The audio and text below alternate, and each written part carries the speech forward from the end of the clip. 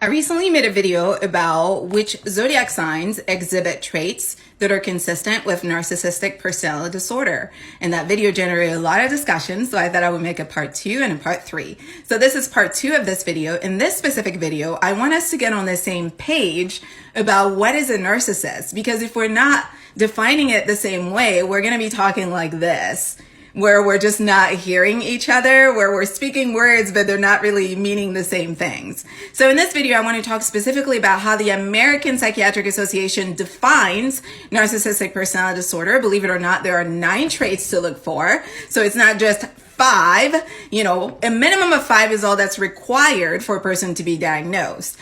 So a person can have a trait, which is one trait, right? But if a person has all 9, or at least these 5s, and these 5s or 9 can be observed in different setting, meaning it's a pervasive pattern or behavior that's wrapped up around a grandiose sense of self, fantasies of self-importance, and ideas that are not rooted in reality. In narcissism, there's a lot of delusions, and you can observe that throughout their life from childhood onward. A lot of people in young adulthood, it becomes very clear, and it continues until they die.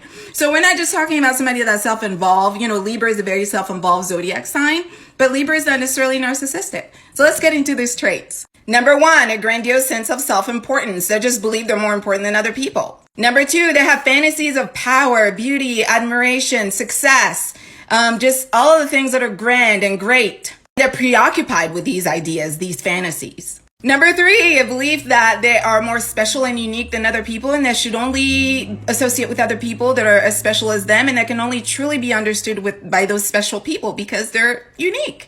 They're special, they're more intelligent and more beautiful than everyone else. Number 4, they have a need for excessive admiration. Again, Libra likes attention, but Libra doesn't have a need for excessive admiration. And even if they do, Libra doesn't have all of these other traits that I'm going to go over. Number 5, a sense of entitlement. They just believe they deserve, they're owed. The world owes them something because they are. Number 6, all of their relationships are exploitative. If they cannot use you, if you cannot enhance them, if you can't make them look better, you can't do something for them, you can't bring things to them. If they don't have a way to use you to make themselves better, you're useless to them, so they don't need you. Number 7, they have no empathy. They feel nothing. They're cold-hearted. If they do things that hurt other people when other people confront them, they never feel remorseful because they don't feel anything. They don't care. Number 8, they're envious of other people. It literally hurts their heart when other people have things that they want for themselves. Like, it hurts. Or they're obsessed with the idea that other people are envious of them, even though other people aren't. And lastly, they're arrogant, they're haughty, and you can see that in the way they act, the way they think, the way they are.